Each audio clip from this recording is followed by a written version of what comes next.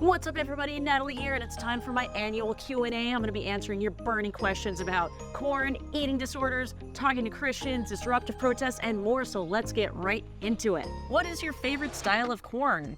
Popcorn, cream corn, steamed corn, corn on the cob, or corn the band? Thank you, Mike the Corn King, for this wonderful top voted question. I am a huge fan of all types of corn, but my absolute favorite is frozen corn. The reason frozen corn is my favorite is because it's super convenient. I can just microwave it and throw it on my salads. I do that almost every day. When it comes to fresh corn, I don't really know where to find that around here. I just really haven't seen it anywhere. I'm sure it's really good, but then you got to mess with the cob, and that's like a whole thing.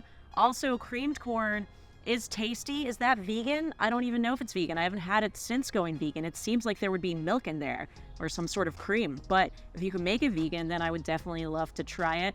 I really appreciate your corn questions. They always make me laugh. Shan't be voted up, I imagine. You were wrong. This was actually the second voted up comment, but a lighthearted off-topic question. Do you enjoy video games? And if so, name your 3 favorite games and 3 favorite video game characters and why. I am the worst type of gamer, which is that I really only play Nintendo. So I love Super Mario. I love the old school Donkey Kong. When I was a kid, all I did was play Super Nintendo. I mean, I did other stuff too, but that was super fun. And then when Super Mario 64 came out, I was playing that all the time. My Nintendo Switch basically got me through quarantine. I played Super Mario Odyssey most days for many, many hours a day because I was working from home, but there really wasn't that much work to do. So I just ended up playing Super Mario Odyssey like almost all day.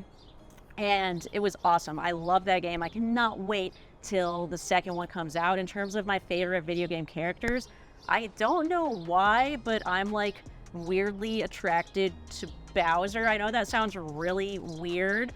I'm not saying I'm like attracted to cartoon characters in general. There's just something about Bowser that I find very, very compelling. So he's my favorite.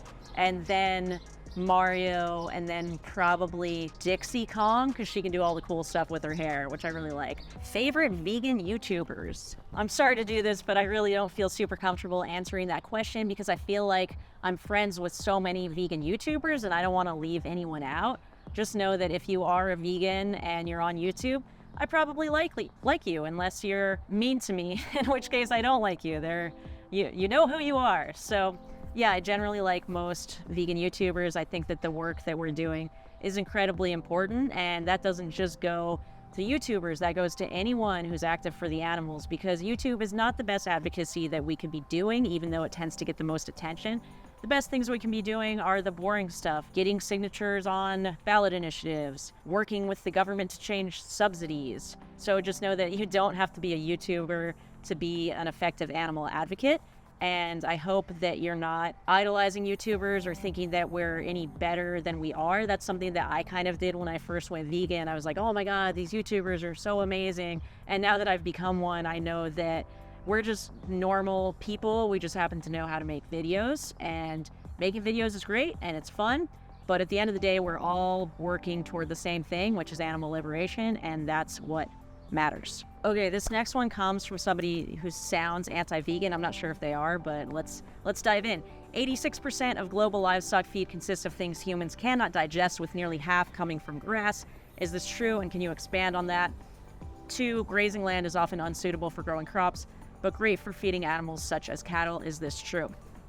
In terms of the 86% figure, that is not entirely accurate. I believe that comes from Sacred Cow, which has a lot of fuzzy science behind it, but essentially the reason that humans can't eat this stuff is because they take soy and they turn it into soybean oil or soybean meal, and then they feed that to animals. We could eat the soy, it's that they change it and then we can't eat it. So the original crop soy absolutely can be digested by humans. As far as grass, no, humans cannot digest grass, but the land that they're using to grow grass, which is alfalfa, hay, you can look right now, the Colorado River is drying up in part because so much of the water is used for alfalfa, which is then fed to grazing animals. So that land could be used to grow other crops, not just grass. As far as if grazing land is often unsuitable for growing crops, but great for feeding animals such as cattle, that's partially true. I mean, there are some areas of the world where you can't really grow crops,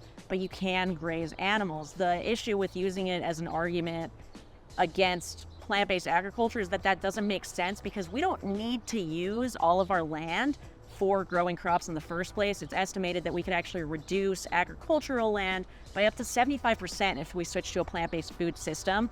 So just because that land is suitable for grazing animals doesn't actually mean that the best use of it is grazing animals. A lot of that land can be rewilded too, and that's really good for the environment. So neither of these is a compelling argument against veganism, if that's what you were trying to do. How to explain veganism to evangelical Christians, or how to deflect dismissive comments such as, X Bible verse says we can eat meat, so blah, blah, blah. This one is so annoying. I definitely feel your pain. I've had a lot of interactions and outreach where it just feels like at some level you can't even reach the other person because they're so convinced that the Bible says it's okay to eat animals. So what I personally like to do that I've found works best is to ask, does the Bible mandate eating animals? They say no. And then you say, so we can agree that it's a choice. There are Christians who are vegan, there are Christians who are vegetarian. You have a choice. They'll usually say yes. Make it clear that they are making a choice. It's their choice, it's not God's choice. And once you agree on that, then you can kind of talk more about animal rights a bit more broadly. Sometimes I even say, I appreciate that you're Christian, but now that we've agreed that it's a choice, why don't we talk about this from a more secular perspective? Or something like that. There's some people who won't agree to that. They really only want to talk about it in this biblical frame. And for me, that's just not something I know enough about. Whenever I try to throw verses back at them that say slavery is okay or stoning women is okay, it just doesn't seem to go well. One thing that does resonate is the idea of stewardship. You can pretty easily get them to agree that factory farming is wrong and it's not being a good steward. It's much harder to get them to agree that all animal farming is wrong, which is obviously where we want to go. Now that Christspiracy has come out, I think that that's a great resource to point them to. The problem is that we don't know if they're going to watch it. I actually don't even think you can watch Christspiracy right now because it's not in theaters anymore. Once that comes out on a streaming platform, I think that'll be really great because it does make a good case for Christian vegetarianism. But yeah, just know that I feel your pain. It's tough. Sometimes it's better to end the discussion and talk to someone who doesn't have that religious background. But in general, if you can connect them to the idea that harming others is wrong, then you can kind of work from there, or just the idea that it is a choice, and to make sure that they're not blaming the Bible for their personal choice. I found that to be effective as well. Would you be in favor of a totalitarian regime if the dictator was a vegan abolitionist? Just a hypothetical. This question is really interesting. I've given it a bit of thought, and I'm still not 100% sure how I feel about it. I think it would definitely depend on who this vegan dictator is. Is it Cliff Grant? That could be a cool world, he's very chill and nice. Is it Vegan Games? That might be a scary world where there's just a ton of cage fighting and people being mean to each other. That's not the kind of world I would want to live in. So the cool thing about veganism is that it's such a diverse group of people, and there are some vegans that I really agree with on a lot and some that I really don't see as much eye to eye with. So I would not take any vegan for a totalitarian regime. I also don't like the sound of that type of society. I think democracy is pretty cool. We're not really doing democracy right, or doing it very well right now in the US, and that's unfortunate.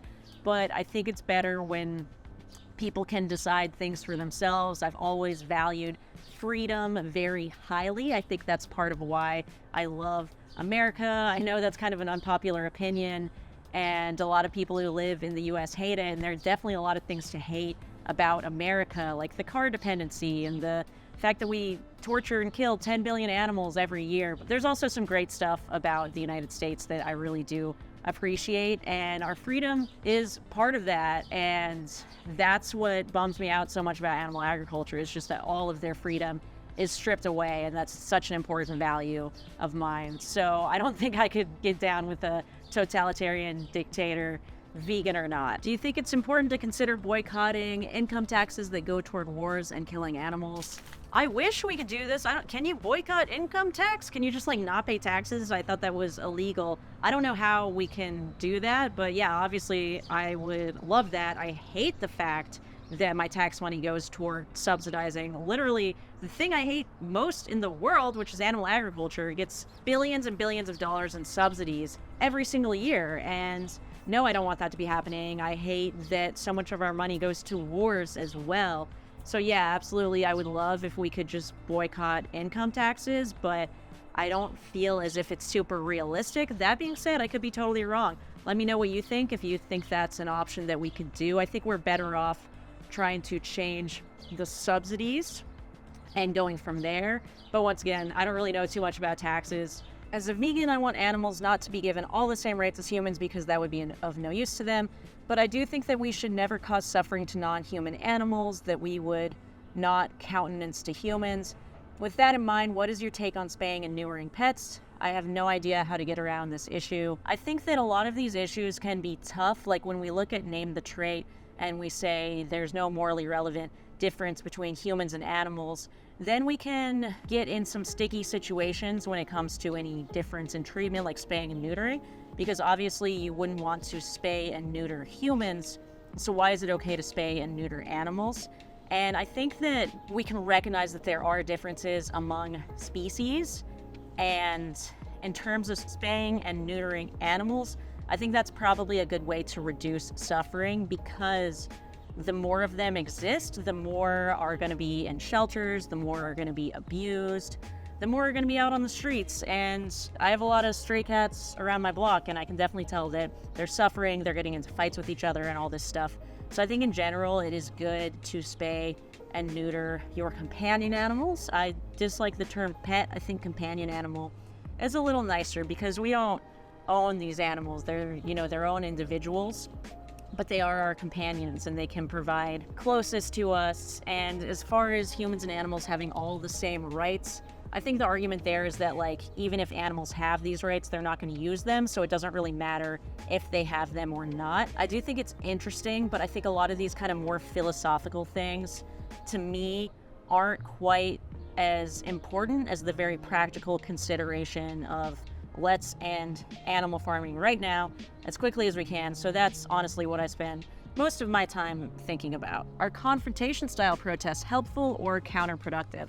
Great question, and it's a bit of a complicated answer because the answer is that it depends. When you're doing disruptive protests, like if you want a store to stop selling fur or stop selling foie gras, then they're absolutely great because they provide pressure and they make the company just not want to deal with you. Basically, the entire point of those is just to annoy people enough into changing their policies surrounding animal use. So those are highly effective there. That being said, when it comes to something like if someone goes into KFC and pours blood all over the floor and says, oh, you shouldn't be eating chicken, that doesn't seem to be well received by most people because the norm surrounding it is that it's just so normalized to eat chicken.